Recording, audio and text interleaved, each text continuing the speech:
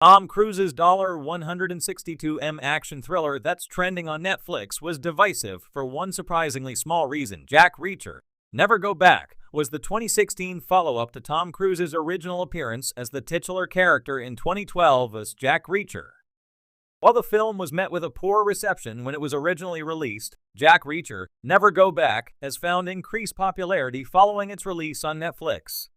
This new attention has come with inevitable comparisons with Amazon's Reacher and dredged up an old criticism of Tom Cruise's casting as the franchise's central character. Tom Cruise has proven himself to be an action movie staple, but at the time the original Jack Reacher was released, there was a great deal of discourse around his casting as the character. One of the biggest concerns centered around Tom Cruise's appearance was that the actor didn't look like the character described in the novel on which the film was based. While this had little impact on the success or failure of the two films in the franchise, it has remained an enduring criticism. Jack Reacher is trending on Netflix and was divisive because of Tom Cruise's height. Both films have had their share of criticisms, but along with Tom Cruise's age, one of the bigger complaints centered around the actor's height compared to the character as described in the novel.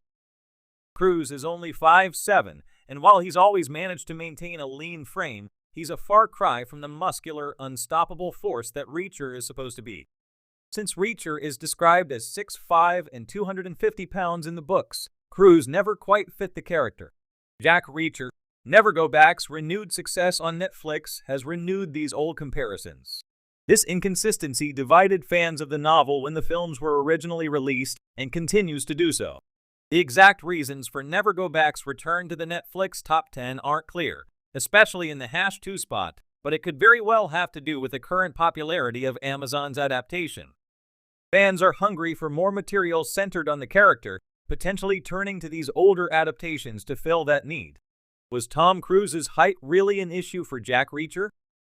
The casting of Tom Cruise as Jack Reacher did have some amount of impact on the films. There were undoubtedly fans who chose not to see the movies based on his casting, but on a more fundamental level, Cruise's build and stature took away part of the core appeal and characteristics of the central character. Jack Reacher is an intimidating man, towering over the people around him, and is meant to appear as an unstoppable force. These are traits that Cruise can't match, no matter how big an action star or how good an actor he is. On the other hand, Cruise has become something of an unstoppable force himself in the action genre.